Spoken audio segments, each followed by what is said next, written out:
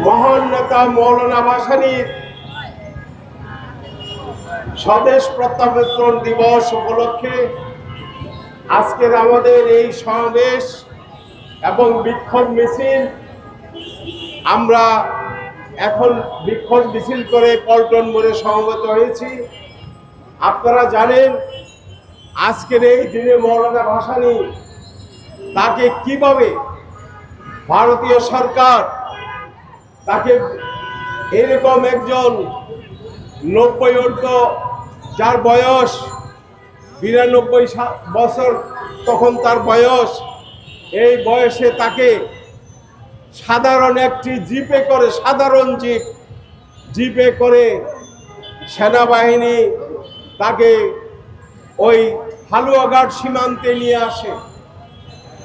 হালুয়াঘাট সীমান্তে আসার পর ময়মনসিংহের তৎকালীন ডিসি খসরুজ্জামান তাকে রিসিভ করেন এবং স্থানীয় নেতৃবৃন্দ, ভাসানীর অনুসারী সমর্থকবৃন্দ তাকে গ্রহণ করেন এবং এত তুচ্ছ-তাচ্ছিল্যভাবে এই মহান নেতাকে সেদিন ভারত সরকার দেশে পাঠিয়েছিল।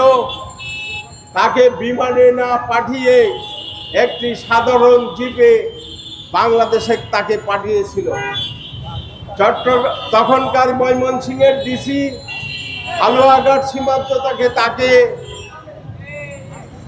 নিয়ে এসে টাঙ্গাইল সার্কিট হাউসে তাকে উঠিয়ে দেন।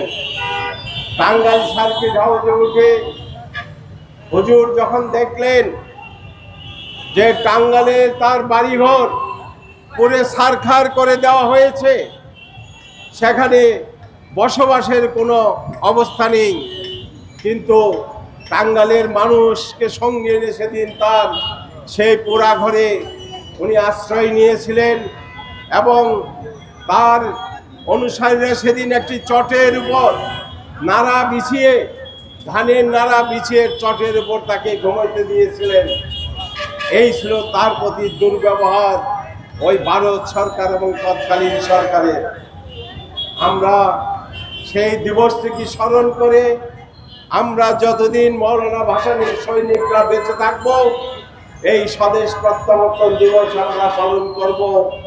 এবং আজকের এই স্বদেশ প্রত্যাবর্তন দিবসে আমরা সরকারকে আহ্বান জানিয়েছি, সীমান্তে ভারতীয় অগ্রাসন প্রতিরোধ করুন, নিত্য প্রয়োজনীয় দ্রব্যের দাম কমিয়ে স্বল্প আয়ের মানুষের জীবন বাঁচাতে হবে।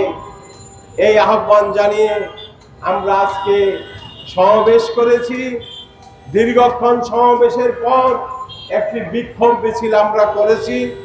এখানে আমি ভাসানী কৃষক পরিষদ, ভাসানী নারী মুক্তি পরিষদ, ভাসানী শ্রমিক পরিষদ, ভাসানী যুব পরিষদ নেতা ও কর্মীরা সুশৃঙ্খলভাবে আপনারা মিছিল করে, বিক্ষোভ মিছিল করে এই পল্টনে এখানে আমাদের সমাবেশ শেষ করবে। আপনারা এসেছেন, সবাইকে ভাসানী অনুসারী পরিষদের পক্ষ থেকে, মৌলানা ভাসানীর সৈনিকদের পক্ষ থেকে আপনাদেরকে ধন্যবাদ ও কৃতজ্ঞতা জানিয়ে আজকের কর্মসূচি আমরা এখানে শেষ করছি।